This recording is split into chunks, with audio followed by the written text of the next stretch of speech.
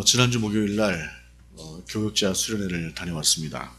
가서 잘 쉬고 또 잘 먹고 또 잘 지내다가 이제 그렇게 돌아왔는데 돌아오는 길에 이제 저희 차 안에서 제가 이제 그 차를 인솔하는 그런 입장이 되다 보니까 그 차 안에서 이제 TV를 이렇게 트는데 목사님 어떤 분이 이제 UFC라고 하는 그 격투기를 이제 보자고 해가지고 그 격투기를 보니까 뒤에서 이제 있던 여자 목사님들이 얼굴이 찡그려져요. 하고 하면서 찡그려져요. 그래서 제가 이제 그 리모컨을 뺏어가지고 여 목사님들한테 드렸습니다. 목사님들 알아서 트시라고.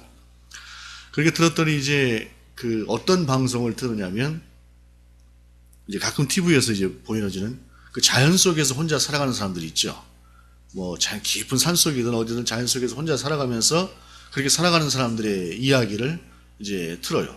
거기 또 어떤 뭐 개그맨이라거나 하는 방송인들이 찾아가서 같이 생활도 하고 하는 이제 그런 이야기들을 틀어놓는데 가만히 있다 보니까 뒤에서 하는 얘기가 뭐냐면 요즘 40, 50대가 그런 방송을 그렇게 좋아한답니다. 그래서 그런 방송들을 그렇게 좋아하는데 속으로 왜 40, 50대일까? 60대 이상 70대들도 좋아할 듯한데 하고 생각을 해보니까 제 생각이 그래요. 제가 혼자 내린 생각이 40, 50대는 들어가서 나도 저렇게 살 수 있겠다 하는 체력적인 힘이 되는 것 같아요. 근데 60대 이상이 되고 나면 이제 이렇게 자신이 없어지는 것 같다라고 하는 게 그런 생각을 하면서 그래서 40, 50대가 더 좋아하겠구나 하는 생각을 했습니다. 그런데 40, 50대가 그런 자연 속에 살아가는 그러한 이야기들을 좋아하는 이유가 무엇일까 하고 생각을 해보니까 그것은 아마도 고향 탓일 거예요. 고향에서 지금은 이제 뭐 대부분 도시들이 다들 발전을 해서 이 산과 들이라고 하는 그런 것들을 그렇게 쉽게 접하기가 어렵지만 한 3, 40년 전, 4, 50년 전, 그러니까 4, 50대가 살았던 3, 40년 전, 4, 50년 전에는 뭐 서울이라고 해도 서울에도 좀 강남 쪽 같은데 들판이고 논이고 산이었던 그런 지역이 많아요. 그리고 시골 지역도 도시라고 해도 뭐 산들이 많았던 그러한 때에 내가 어렸을 때 살았던 그 고향의 산과 들을 생각하면서 그 속에서 자기가 가지고 있는 많은 추억이라고 하는 것들을 생각하면서 더 그것을 그리워할 거예요.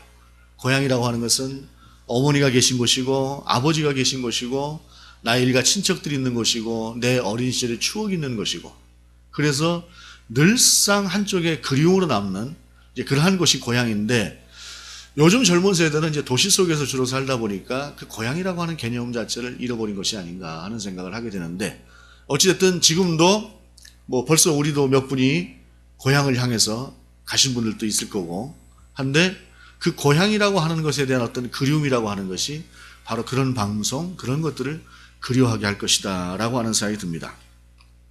고향은 그런 곳이에요.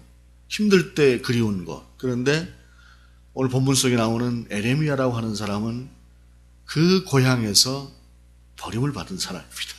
오늘 본문이 그 고향에서 버림을 받은 에레미야의 그 안타까운 마음이 그 안에 들어가 있어요. 오늘 18절에 보게 되면 여호와께서 내게 알게 하셨으므로 내가 그것을 알았나이다 라고 하는 말씀으로 시작이 되는데 여기서 내가라고 하는 사람은 그냥 에레미야죠. 에레미야라고 하는 사람이 누구냐? 이 에레미야서 1장 1절을 보게 되면 베냐민 땅 아나도스의 제사장들 중 hil기야의 아들 에레미야의 말이라 라고 하면서 이 사람이 아나도스에 있는 제사장 hil기야의 아들이었다라고 하는 것을 이야기하고 있어요. 이 아나도시라고 하는 것은 예루살렘에서 이렇게 별로 멀지 않은 곳인데 주로 이제 솔로몬 왕 때에 솔로몬을 따르지 않았던 오히려 반대쪽에 서 있었던 제사장들이 쫓겨가서 살았던 곳이 이 아나도시라고 하는 지역이에요. 그런데 특이한 것은 이때 에레미야가 제사장은 아니었어요. 그 본문이 뭐라고 얘기하냐면 hil기야, 제사장 hil기야의 아들이다라고 이야기를 하고 있으니까 hil기야의 아들인 제사장이라고 hil기야의 아들 제사장 에레미야가 아니라고 하는 것을 보아서 에레미야는 제사장 가문이었음에도 불구하고 제사장은 아닌 그러한 상태에서 부르심을 받은 사람이에요. 그러니까 본인 스스로가 제사장이 되는 삶을 거부했던가 하는 이제 그러한 사람이었을 것 같아요. 그런 속에서 하나님께서 그를 불러내신 것이죠. 그를 불러내셔서 하나님의 일을 하도록 하셨는데 많은 선지자들이 하나님의 부르심을 받아서 하나님의 일을 감당했지만 그 중에 에레미야처럼 애달픈 삶을 살았던 사람이 그렇게 많지 않아요. 그래서 에레미야를 눈물의 선지자다라고 하는 그러한 이름으로도 부르는데, 이 사람이 그렇게 애달픈 사연을 살 수밖에 없었던 것은 바로 오늘 본문에 나오는 그러한 내용과도 같아요. 1절 13절 18절 하반절에 그때의 주께서 그들의 행위를 내게 보이셨나이다 라고 하는 것을 이야기하고 있는데, 이게 뭐냐면 그 뒤에 나오는 에레미야를 죽이겠다라고 하면서 달려들었던 사람들이 바로 자기 고향에 있는 고향 사람들이었다라고 하는 것을 이야기하는 것이에요. 아나돗이라고 하는 것은 중앙성소가 있는 예루살렘 성전이 있는 그곳에서 그렇게 멀지 않은 곳에, 지금도 그 아나돗이라고 하는 그 지역에 가서 보게 되면 예루살렘이 바로 그 산 건너편 쪽으로 이렇게 보인다 그래요. 마주 보이면서. 그러니까 그만큼 가까운 곳인데, 그렇게 가까이 있다 보니까 예루살렘이나 이 아나돗 사람들이나 비슷하게 서로 연관이 되어져 있어요. 제사장들끼리, 예루살렘은 특별히 제사장들이 거하는 곳이기도 하고 하다 보니까 아나돗에 있는 제사장들이나 예루살렘에 있는 제사장들이나 같이 교류가 많은데, 문제는 무엇이냐면 에레미야가 선포하는 것이 이 나라가 망할 것이다, 하나님 앞에 죄를 지었으니까 망할 것이다 라고 하는 이야기를 해요. 실제로 에레미야가 사역을 했던 때는 이제 이스라엘이 곧 망하게 되는 그러한 말기에 이 사람이 사역을 감당을 했어요. 그런데 불과 한 10년, 20년이 지나고 나면 망해버릴 나라인데 모르고 있는 거예요, 사람들은. 사람들은 모르고 여전히 좋아서 그냥 그렇게 살고 있어요. 그런 상태에서 에레미야가 망할 것이다 하니까 많은 선지자들, 많은 제사장들이 왜 너만 그러냐는 거예요. 왜 너만 이렇게 와서 쓸데없는 짓을 하느냐 하니까 예루살렘에서도 죽이려고 하고, 그리고 또 같은 제사장들끼리 아나돗에 사는 제사장들도 에레미야를 이는 죽이려고 하는 그런 상태인데, 그러면은 이때 당시에 그 많은 선지자들, 그 많은 제사장들이 왜 에레미야는 나라가 망할 것이라고 했음에도 불구하고 그들은 낙관적인 생각을 가지고 있었을까요? 그들 속에는 한 가지의 분명한 나름대로의 신학이 있었어요. 신학이. 그것은 뭐냐면 하나님의 성전이 예루살렘에 있어요. 하나님께서는 그 성전에 당신의 이름을 두시겠다고 하셨어요. 곧 그 얘기는 뭐냐면 하나님은 성전에 계시는 분이에요. 감히 하나님이 성전에 계시는데 누가, 만군의 하나님, 신들 중에 신, 그 하나님이 계신 성전을 누가 와서 멸망시킨다는 거야 라고 이야기를 하면서 오히려 에레미야를 보고 정신 나간 사람이라고 이야기를 했던 거예요. 그들 입장에서 볼 때는 하나님이 계신 성전이 있는데 그걸 든든하다고 생각을 해야지, 그걸 망할 것이라고 얘기하는 에레미야가 오히려 믿음 없는 사람처럼, 오늘날의 말로 치자면 믿음 없는 사람처럼 보일 수도 있었을 것이에요. 이것이 우리가 범하기 쉬운 고정관념입니다. 예를 들자면 어느 유명한 이단 같은 경우에는 한 번 구원을 받았으면, 한 번 하나님 앞에서 예수 믿고 구원받았으면 어떤 경우에도 그 구원이 취소가 안 된다는 거예요. 사람을 죽여도, 간음을 해도, 그 어떤 죄를 지어도 괜찮다라고 이야기하는 그러한 이단의 무리들이 있습니다. 성경 어느 곳에도 그렇게 이야기하고 있지 않아요. 믿음은 현재 진행형입니다. 현재형이. 내가 오늘 하나님 앞에서 어떤 사람으로 서 있느냐, 어떤 믿음으로 서 있느냐라고 하는 것에 따라서 하나님께서 나와 함께 하시고 하나님께서 내 편이 되시고 하나님이 나를 도와주시는 것이지, 내가 전혀 하나님의 사람과 다른 그런 삶을 살고 있음에도 불구하고 하나님이 여전히 내 편이 되시고 하나님이 여전한 나의 구원자가 되시는 것은 아니에요. 물론 하나님께서는 지속적으로 죄악에서 돌아오라고 말씀하시는 분이죠. 어찌됐든 그 사람들은 성전이 우리 가운데 있으므로 누구도, 그 어떤 나라도 우리를 감히 범할 수 없을 것이다 라고 하는 그런 확고한 믿음을 가지고 있었어요. 실제로 보게 되면 이 성전에 대한 그 하나님께서 또 성도들이 가지고 있었던 이 성전에 대한 이 마음이라고 하는 것을 볼 수 있는 것 중에 시편 84편 같은 경우에 이런 말씀이 있죠. 만군의 여호와여, 주의 장막이 어찌 그리 사랑스러운지요. 내 영혼이 여호와의 공정을 사모하여 쇠약함이여. 내 마음과 육체가 살아계시는 하나님께 부르짖나이다. 나의 왕 나의 하나님, 만군의 여호와여, 주의 제단에서 참새도 제 집을 얻고 제비도 새끼들 보금자리를 얻었나이다. 주의 집에 사는 자들은 복이 있나니 그들이 항상 주를 찬송하리이다. 라고 고백하면서 주의 성소 안에 있는 예루살렘 성소에서 일하고 있는 사람들을 그렇게 부러워하는 마음으로 시편 84편을 고백했어요. 실제로 성소에 거하면서, 하나님의 성전 안에 거하면서 날마다 하나님을 찬양하는 그런 찬양은, 그런 삶은 얼마나 복된 삶이겠습니까? 그러나 거기에서 자기 자신을 돌아보지 못하는, 내가 정말로 지금 하나님께 향하고 있는가라고 하는 것을 돌아보지 못하는 그러한 찬양은 자기만의 빈 곡조요, 자기만의 노래일 수 있어요. 세상의 노래하고 다르지 않은 그저 흥얼거림이 될 수 있다는 것입니다. 사실 우리가 신앙생활을 하는 중에 가장 그 기쁜 때라고 기쁜 때 중에 하나를 꼽아보라고 한다면 아마도 하나님을 찬양하는 때일 거예요. 하나님을 깊이 찬양할 때, 그리고 찬양 속에 깊이 들어갈 때 그 하나님의 마음이 내 속에 느껴지는 그 순간 얼마나 따뜻하고 행복하고 또 안에서 영적인 에너지가 일어나고 하는지 모르겠습니다. 근데 이제 그것이 우리가 가지고 있는 어떤 분위기하고도 연관이 있어요, 사실은. 조금 어느 정도 되는 인원이 어느 정도 되는 그런 소리로 찬양을 할 때 서로가 힘이 되어서 좀 그런 느낌을 주고 또 그런 영적인 감수성을 줄 수가 있는데, 어찌되었든 간에 주의 전에서 하나님을 찬양하는 그 무리들, 하나님의 일을 하는 그 무리들을 그렇게 기뻐하고 부러워하는 그러한 곳이 바로 성전에 있는 곳이었고 성전을 바라보는 사람들의 시각이었어요. 그런데 중요한 것은 그 성전에 거하는 사람들이 하나님의 뜻대로 살아가는 것을 어느 순간부터 떠나기 시작한 것이죠. 에레미야는 그것을 지적한 것이고 그들로 하여금 돌이키라라고 이야기를 했던 것이에요. 그런데 어느 순간인가 이제 돌이키는 것이 끝나버린 거예요. 돌이킬 수가 없을 만큼 이미 그 사람들은 넘어가 버렸고 하나님께서 이제 그 진노를 거두시지 않겠다고 작정을 하셨어요.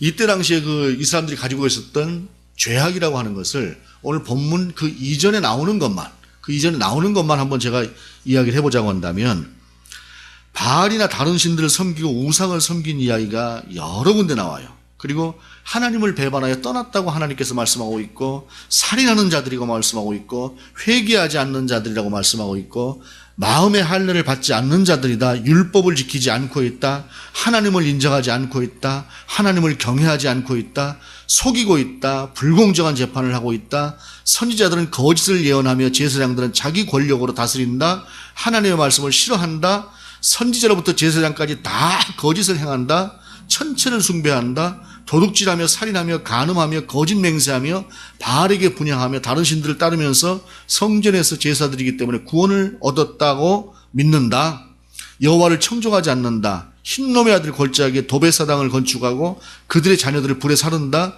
정직을 말하지 아니하며 그들의 악을 뉘우치지 않는다, 이웃을 속이며 이웃을 비방한다, 마음의 할례를 받지 않았다, 언약을 안 지킨다. 그냥 11장까지 내용이 온통 그들의 죄악으로 기록하고 있는 것이에요. 그럼에도 불구하고 그들은 아까 읽어드린 것처럼 성전에서 제사를 드리고 있기 때문에 누구도 우리의 구원을 뺏어갈 수가 없다 라고 이야기하고 있는 것이에요. 하나님께서 왜 예루살렘 성전이 바벨론 포로기에 그렇게 처절하게 무너지게 만드셨는가 라고 하는 것을 분명하게 알 수 있는 것이 바로 이들의 삶이었습니다. 그러한 상태에서 에레미야가 아니다, 성전의 문제가 아니라 너희들 삶의 문제, 너희들 신앙의 문제 때문에 하나님께서 너희를 심판할 것이다 라고 그렇게 이야기함에도 불구하고 오히려 그런 에레미야를 죽이려고 했다라고 하는 것입니다. 19절의 말씀입니다. 나는 끌려서 도살당하러 가는 순한 어린 양과 같으므로 그들이 나를 해하려고 꾀하기를 우리가 그 나무와 열매를 함께 박멸하자, 그를 살아있는 자의 땅에서 끊어서 그의 이름이 다시 기억되지 못하게 하자 함을 내가 알지 못하였나이다. 그러니까 에레미야라고 하는 사람이 순한 어린 양처럼 성품이 그렇게 온유했던 모양이에요. 좀 강하고 뭔가 그냥 가서 한번 뭘 해보려고 하면은 아주 그냥 맞서서 이렇게 할 것 같은 그런 사람이 아니라 순한 어린 양과 같으니까 그거를 오히려 더 약점으로 잡고 가서 그 나무와 열매를 다 박멸하자, 이 땅에서 아예 끊어버리자, 생명을 끊어버리자 라고 하면서 에레미야를 죽이려고 했다는 거예요. 그런데 문제는 뭐냐면 그러한 상황 속에서 누구도 에레미야에게 와서 그것을 말해주지 않았어요. 그런데 여러분, 그런 상황 속에서 누가 알게 하셨나요? 본문은 하나님이 알게 하셨다라고 기록하고 있어요. 누구도 에레미야의 편이 되지고 있지 않은 상황에서 오직 진리를 향해서 몸부림치면서 그 진리를 선포하려고 최선을 다하고 있음에도 불구하고 그것을 진리가 아니고 비진리라고 이야기하면서 자기들이 거짓을 오히려 진리로 위장하면서 그 에레미야를 공격하는 그들, 온 땅에 오직 그런 자들로 가득 차 있는 세상에, 누구도 내 편이 되주지 않는 그러한 세상에 그래도 하나님은 에레미야의 편이었다는 것입니다. 그리고 그 하나님께서 너에게 그들이 이와 같은 짓을 하려고 한다 라고 하는 것을 알게 하셨다는 것입니다. 그리고 그때 에레미야가 뭐라고 이야기를 합니까? 20절에 공의로 판단하시며 사람의 마음을 감찰하시는 만군의 여호와여, 나의 원통함을 주께 아뢰었사오니 그들에게 대한 주의 보복을 내가 보리이다 하였더니, 자기 힘은 어떻게 할 수가 없어요. 그 사람들을, 또 성품 자체도 또한 워낙에 이 사람은 도살장에 끌려가는 어린 양 같은 사람이고 하다 보니까 어떻게 할 수 없는 그가, 그러나 그의 모든 사정을 하나님께 아뢰는 것입니다. 물론 오늘 본문을 보게 되면은 예수 그리스도인은 원수도 사랑하라 라고 하는 그러한 개념으로 이 본문을 글쎄라고 생각할 수 있을지 모르겠지만, 고대에 있어서 원수는 저주라고 하는 것이 고대의 공식이었습니다. 그건 당연한 공식이에요. 그런 상황 속에서 자기가 무엇인가를 하려고 하는 것이 아니라 그 모든 상황이라고 하는 것을 오직 아랠 수밖에 없는 한 분이신 하나님께만 그가 아뢰었다라고 하는 것. 인간적인 어떠한 방법이 아닌 오직 하나님만 바라보고 하나님께 그것을 고백했다라고 하는 사실은, 이것이 바로 믿음의 사람들의 모습이어야 한다는 것입니다. 특별히 그가 공의로 판단하시며 사람의 마음을 감찰하시는 이다 라고 하나님 앞에 사용하고 있는 이 단어가 중요합니다. 공의로 사람의 마음을 감찰하시는 하나님 앞에 그래도 자기 자신은 부끄럽지 않은 것이, 이것이 에레미야가 살았던 삶이다라고 하는 것입니다. 그리고 그것이 신앙인의 삶이고, 바로 그러한 삶이 있었기 때문에 모든 제사장들이 성전이 있는데 어떻게 망하느냐라고 하는 그 생각에만 빠져 있고, 자기들이 지금 짓고 있는 죄악에 대해서 전혀 눈을 돌리지 못하는 그러한 때에 이런 마음을 가졌던 에레미야이기 때문에 죄악이 눈에 들어왔고 하나님 앞에 범죄하는 것이 눈에 들어왔다라고 하는 사실입니다. 이것이 바로 우리를 돌아보고 살아야 되는 그러한 이유다라고 하는 것입니다. 불의가 무너지고 악화가 양화를 구축하는 것 같은 그러한 세대가 그때만의 이야기는 아닐 것입니다. 오늘의 삶도 내일의 삶도 이 땅에는 언제나 그와 같은 자들이 가득할 것입니다. 그들이 그렇게, 남들이 그렇게, 나도라고 하는 것은 그리스도인 삶은 아닙니다. 그렇게 어정쩡하게 살아가는 삶 가운데 하나님의 역사는 적지요.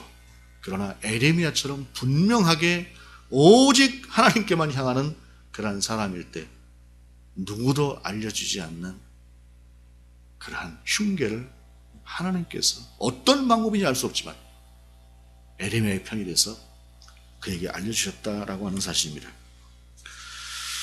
우리가 살아가는 지금의 세상도 우리가 정직하게 살아보려고 하고 하나님의 뜻대로 살아보려고 하면 다소의 충돌이 불가피한 세상입니다.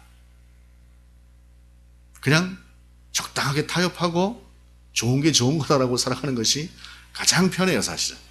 그런데 사실은 대부분의 삶에서 저는 굳이 그렇게 트러블을 일으킬 필요는 없다고 생각을 합니다. 그러나 분명해야 될 때가 있어요. 분명해야 될 때가. 그런데 그 분명해야 될 때조차도 분명하지 못하다면 그것은 그리스도인의 삶은 아닙니다. 그때는 충돌이 있을지라도 그리스도인의 정체성이라고 하는 것을 분명히 지켜야 되는 것이죠. 물론 그것은 각자 신앙의 판단일 것입니다. 가장 큰 권력을 가졌다고 하는 그 권력도 몇 년입니다.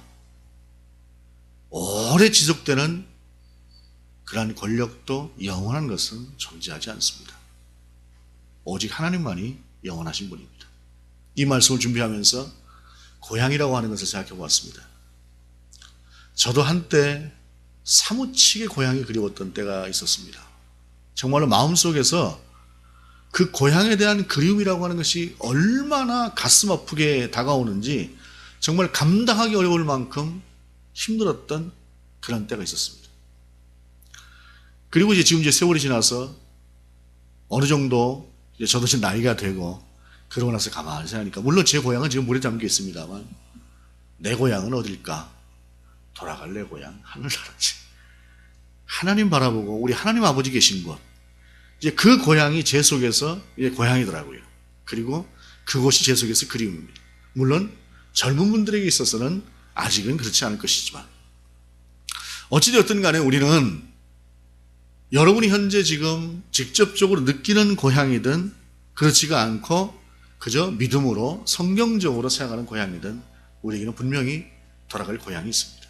하나님의 나라, 우리의 아버지가 계시는 것, 그 고향, 그리고 그 아버지께서 우리의 편이 되어지고 있습니다. 그리고 그 편은 내가 얼마만큼 우리 아버지의 편이냐에 따라서 아버지도 내 편이 되어지는 것이 다르다라고 하는 것을 생각하시면서 하나님 앞에 살아갈 수 있기를 바랍니다. 어떤 벌목꾼이 목자재를 구하기 위해서 나무를 이제 베어내는 그러한 과정에 어느 지방에 가보니까 나무가 참 좋아요. 참 좋아서 저 나무를 가져가면은 정말로 좋은 집을 질 수 있겠다 생각을 하고 나무를 자르기 시작을 했습니다. 나무를 자르기 시작을 했는데 나무는 나이테가 있지 않습니까? 나이테라고 하는 것을 보니까 그 나이테가 다른 곳에 있는 나무들하고 달라요. 어떻게 다르냐? 하나, 둘, 셋, 넷, 다섯, 여섯 개 세봤더니 나무들이 10년이 됐는데 처음에 하나, 둘, 셋, 넷, 다섯, 그 5년째까지의 그 나이테는 거의 붙어 있어서 확인이 힘들더래요. 확인이 힘들 정도로 붙어 있더래요. 근데 5년째부터의 나무의 나이테는 그냥 쑥쑥쑥쑥 자라가지고 얼마나 한 해에 그냥 크게 자라났는가 하는 것이 눈에 보이더라는 겁니다. 그걸 보고 가만히 생각을 했대요. 그 5년 동안 이 나무가 살아내려고 얼마나 최선을 다했을까. 여러 가지 상황 속에서 그렇게 그 5년을 살아내려고 몸부림을 치면서 뿌리를 내렸기에 좋은 환경이 되었을 나머지 5년 동안에 쑥쑥 자라서 그야말로 동량이 된 것이다 라는 것이죠. 이 시대를 살아가는 우리 교회도 어쩌면 우리 개인도 그렇게 촘촘한 시대를 살아가고 있는지도 모르겠다는 생각을 합니다. 그러나 어느 때이든 개인이든 교회든 역사든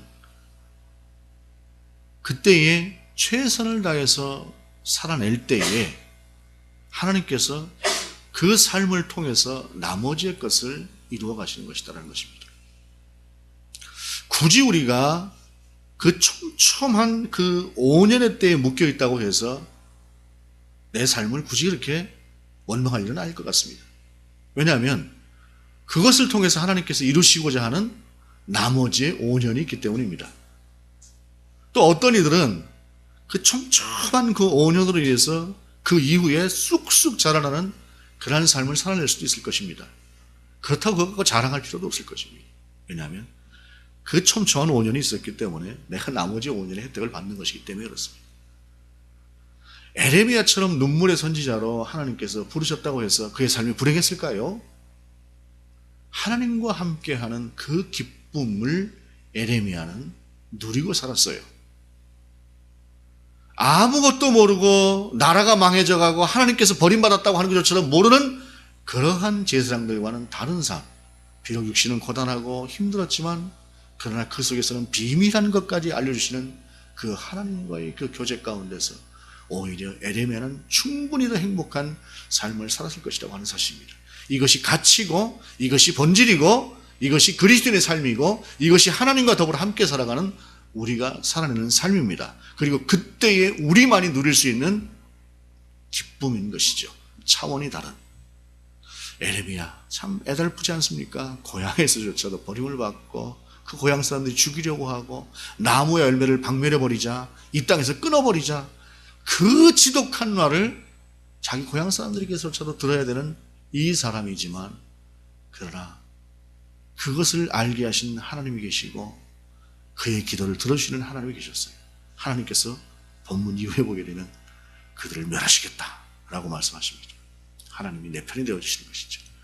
그 하나님과 함께 정말로 내가 하나님 편에 서고 하나님은 내 편이 되어주시는 그러한 삶을 살아갈 수 있는 저와 여러분 되시길 원합니다. 기도하시겠습니다. 하나님, 우리가 이 땅을 살아가는 동안에 정말로 우리가 보고 싶고 우리가 갖고 싶고 우리가 가고 싶은 길을 가는 것이 아니라 하나님과 함께 보폭을 맞추고 하나님의 뜻을 헤아리고 하나님의 편에 서서 갈 수 있는 우리가 될 수 있도록 인도하여 주옵소서. 그 속에서 누리는 아무도 모르는 우리의 기쁨이 넘칠 수 있는 진정한 그리스도인 되게 하시옵소서. 예수 그리스도의 이름으로 기도드립니다. 아멘.